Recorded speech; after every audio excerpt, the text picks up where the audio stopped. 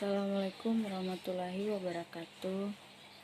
Nama saya Munifah, NIM 2110500016, Prodi PIAUD. Baik, kami dari kelompok 3 akan menjelaskan mengenai materi demokrasi, identitas nasional, dan otonomi daerah.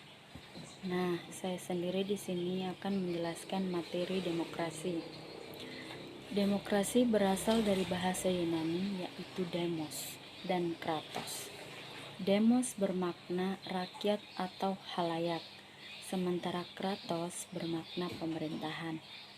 Demokrasi sebagai sistem pemerintahan yang mengizinkan dan memberi hak kebebasan kepada warga negaranya untuk berpendapat serta turut serta dalam pengambilan keputusan di pemerintahan. Nah, ciri-ciri demokrasi. 1. Memiliki perwakilan rakyat. 2. Keputusan berlandasan aspirasi dan kepentingan warga negara. 3. Menerapkan ciri konstitusional. 4. Menyelenggarakan pemilihan umum.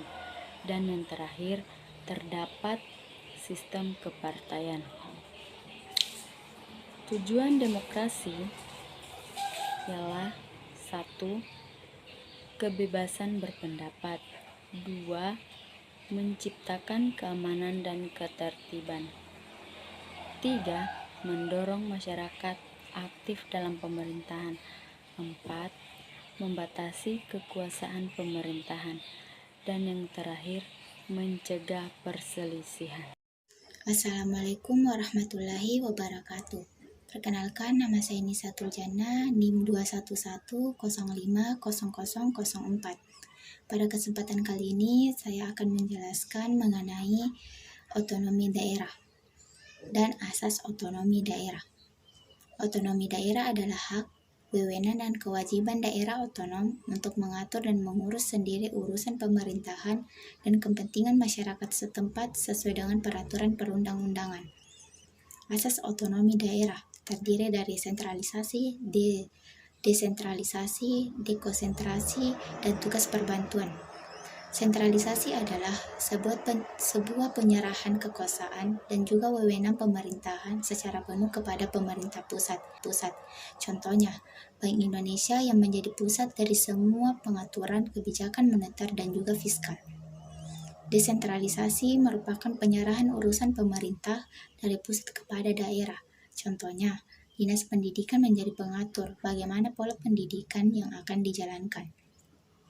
Dekonsentrasi adalah pelimpahan wewenang administrasi dari suatu pemerintah pusat kepada pejabat daerah. Contohnya, pelayanan pajak di kantor pajak.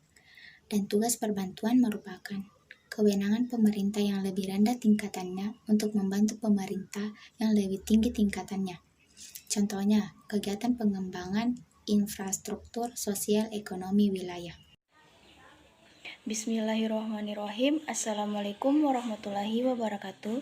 Baik, saya atas nama Cindy Fatikasari, NIM 2110517, dan saya akan menjelaskan tentang apa itu identitas nasional.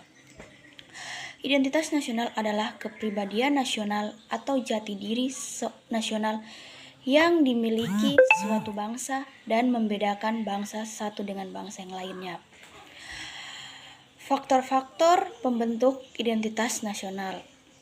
Ada faktor objektif ini meliputi faktor geografis dan demografis. Ada juga faktor subjektif. Faktor subjektif ini meliputi faktor sosial, politik, kebudayaan, dan juga sejarah yang memiliki bangsa Indonesia. Faktor primer. Faktor primer ini meliputi etnis, teritorial, bahasa, dan juga agama. Faktor pendorong. Faktor ini meliputi komunikasi dan teknologi seperti lahirnya angkatan bersenjata dan dalam kehidupan bernegara. Faktor penarik. Faktor penarik ini meliputi bahasa birokrasi yang tumbuh dan sistem pendidikannya. Faktor reaktif.